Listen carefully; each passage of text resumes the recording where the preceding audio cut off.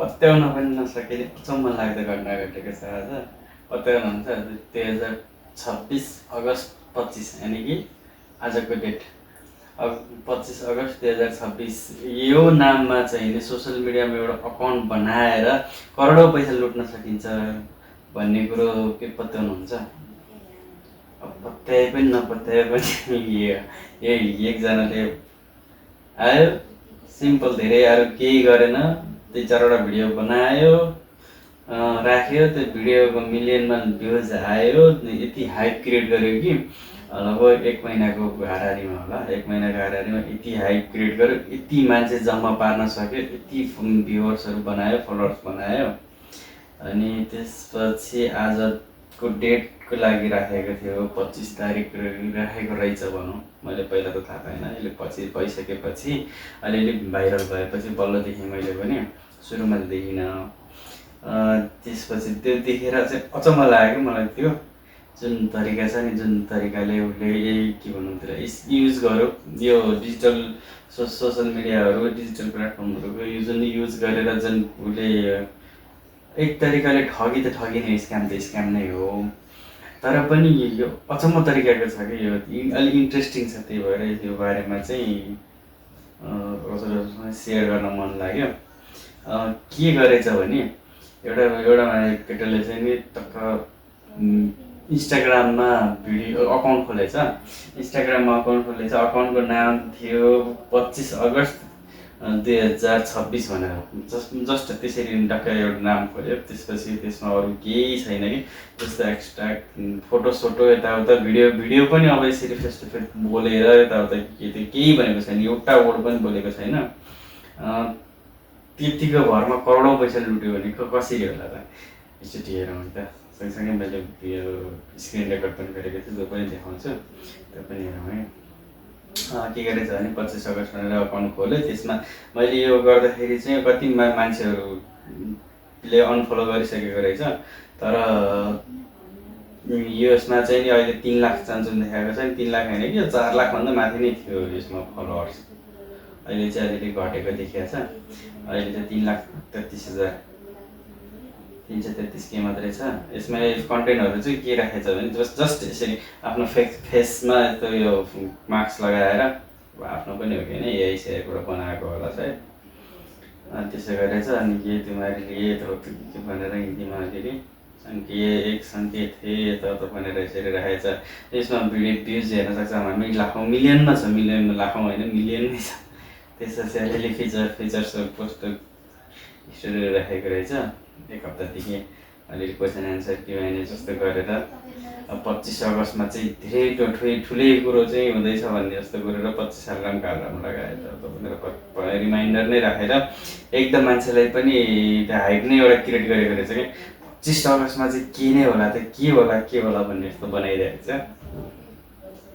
त्यसपछि 25 अगस्तको दिनमा स्टोरी पनि लागेको रहेछ, 12 घन्टा बाँकी, 11 घन्टा बाँकी यस्तै भनेर। त्यसपछि 9 घन्टा बाँकी, 7, 8, 5, 4, 3, 2, 1 हुँदै त्यसरी हाई क्रिएट गर्दै गएको रहेछ। यति 4 minute 5 minute 3 minute 2 minute 60 second यस्तै यति के अरे लाखौँमा फलोवर्स भइसकेको थियो। लाखौँ मान्छेहरूले चाहिँ वेटिङ गरिरहेको थियो 25 अगस्तमा के होला के भनौँ, के हो यो भन्ने कुरो एकदम बनाइसकेको थियो नि त हाइप। त्यसले गर्दा नि मान्छेहरू एकदम फलोवर्सहरू एकदम बढेर आइरहेको थियो रहेछ। त्यसकै फाइदा चाहिँ उठाएको छ। अनि उसले चाहिँ नि टेलिग्राम अकाउन्ट खोलेछ। टेलिग्राम अकाउन्ट च्यानलमा चाहिँ राखेछ त्यो सबै कुराहरू। त्यो चाहिँ के अरे इन्स्टाग्राममा नराखेर त्यो जुन भिडियो छ नि त्यो चाहिँ टेलिग्राममा राखेछ। टेलिग्रामको लिङ्कमा गएर हेर्दाखेरि चाहिँ के थियो भने त्यसमा टेलिग्राममा पनि अलिअलि हाइपहरू त बनाइरहेको रहेछ, पहिलेदेखि मेसेजहरू छोड्ने के गर्ने चाहिँ गरिरहेको रहेछ। टेलिग्राममा नै हामी सब्सक्राइबर देख्न सक्छौँ 175.7 के भनेको लाखौँमै छ त्यहाँ पनि। त्यसपछि यसमा भएको भनेको एउटा 17.55 मिनटको यो भिडियो देख्न सक्छौँ। यो भिडियोको लिङ्क चाहिँ भिडियोलाई चाहिँ ओपन गर्नको लागि चाहिँ 250 स्टार चाहिँ तिर्नु पर्ने छ कि, फ्रीमा देख्न नपाइने छ कि। 250 स्टारको पैसा भनेको चाहिँ $5.03 छ कि US डलर। अच्छा भयो। अब यसमा भ्युज हामी देख्न सक्छौँ 667.5K। अरे कति छ भने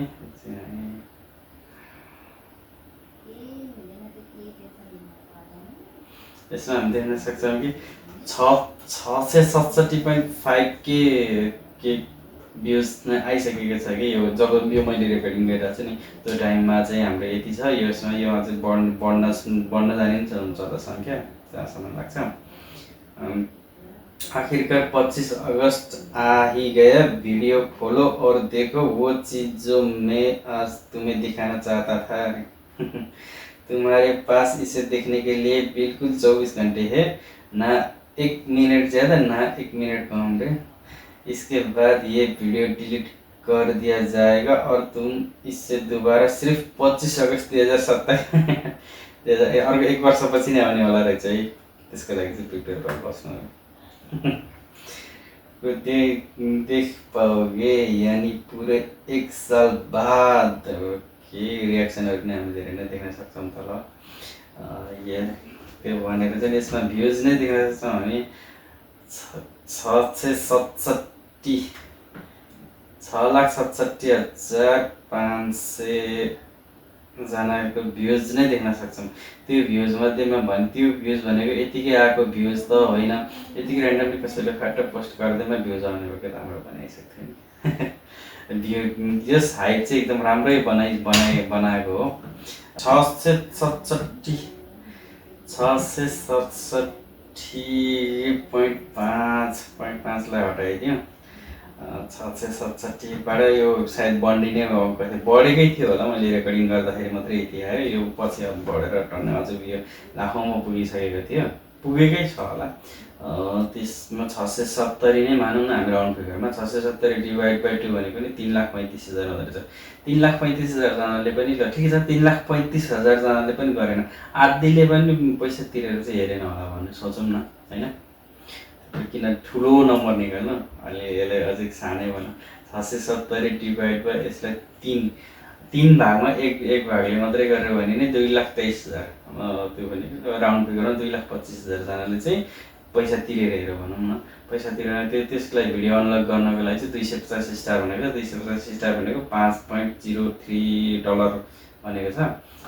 $5 भनेको आजको रेटमा ठ्याक्कै नभए पनि 150 त छ होला। 153 कति होला। 150 भनेको 750 रुपियाँ, एभरेजमा 750 रुपियाँ लाग्दो रहेछ एकजनाकोबाट भनेको। अब हामीले 750 इन्टु 2,25,000 गरौँ। ओके 2,25,000 इन्टु 750 त्यो भनेको 1,10,000 10,000 लाख 10 लाख करोड 10 करोड यानि कि पैसा आयो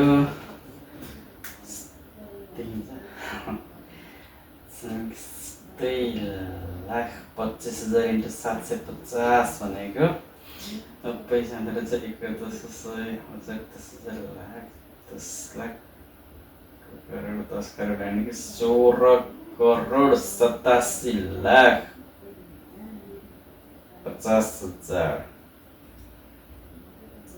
यो म ठिकै हो नि है। 1,10,000 10,000 लाख इन्टु 750 एभरेजको दरले गर्दाखेरि पनि 1,10,000 10,000 लाख 10 लाख करोड 10 करोड यानि कि 16,87,50,000। यो भनेको हामीले एभरेजमा लेख्यौँ कि 6,70,000 जनाकोबाट हामीले जम्मा के गर्यौँ 3 डिभाइड बाई 3 यानि कि 3 भागको 3 जना मध्येमा 1 जनाले गर्यो किने होला भनेर हामीले राउन्ड फिगरमा लेख्दाखेरि पनि 2,25,000 जस्तो भयो। 2,25,000 जनाले सब्सक्राइब 250 स्टार किन्छ भने त्यो स्टार किन्नको लागि पैसा जान्छ त्यति। यो स्क्यामको एउटा रमाइलो अचम्मको कुरो के छ भने यो स्क्याम कसले गर्यो भनेर पनि थाहा पाउन नसक्ने छ क्या। किन भन्दाखेरि अब त्यो मान्छेको नाम ठेगाना कुनै केही छैन ब्याङ्क अकाउन्ट, यो पैसा कहाँ गयो भन्ने कुरो, अब त्यो पैसा कसरी तिर्यो कसरी गयो भन्ने कुरो चाहिँ के छ भने पैसा पनि त उसको अकाउन्टमा गएको होइन त, उसको अकाउन्टमा त गयो कि त डाइरेक्ट कसैले पनि उसलाई सिधै पैसा तिरेन कि उसको अकाउन्टमा तिरेन। उसको नाम पनि चाहिएन, ठेगाना पनि चाहिएन, ब्याङ्क अकाउन्ट नै चाहिएन, केही चाहिएन। जस्तै मान्छेहरूले चाहिँ के गर्यो, टेलिग्रामसँग चाहिँ स्टार किन्यो। स्टार किन्नको लागि टेलिग्रामसँग किन्यो भने चाहिँ टेलिग्रामलाई पैसा गयो, अनि त्यो स्टार जान्छ, स्टार किन्यो टेलिग्रामसँग भएको स्टार चाहिँ नि उसलाई डोनेट गर्यो भनेपछि त्यो टेलिग्रामले उसलाई चाहिँ पे गर्छ। भनेपछि पैसा भ्युवर्सबाट चाहिँ भ्युवर्सहरूबाट जो ठगियो भनौँ न भिक्टिम, उसबाट उसले जान्छ पैसा टेलिग्रामलाई, टेलिग्रामले उसलाई पे गर्छ। त्यसपछि त्यो हुँदाखेरि अब पैसा कसलाई गयो, कहाँ गयो, के गयो कसैलाई पनि थाहा छैन। यो कसले गर्यो भन्ने कुरो रातारात आयो, हाइप बनायो, एक दिनमै करोडौँ पैसा जम्मा पार्यो हिँड्यो। अनि यसमा स्क्याम चाहिँ कसरी भयो भन्दाखेरि ठिक छ भिडियोको लागि पैसा तिरेको हो, यो यसलाई अब किनबेच जस्तै भयो, तर भिडियो चाहिँ के थियो रहेछ भने मैले त खासै पैसा तिरेर त हेरिनँ, मैले पनि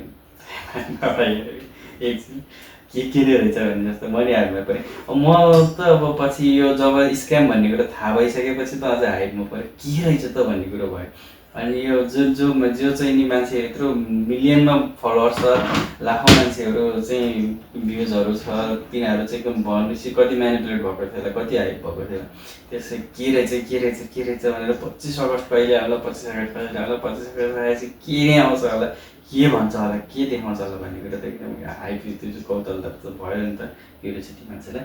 त्यसैको फाइदा चाहिँ उसले मजाले उठायो कि एकै दिनमा त्यत्रो पैसा भनेको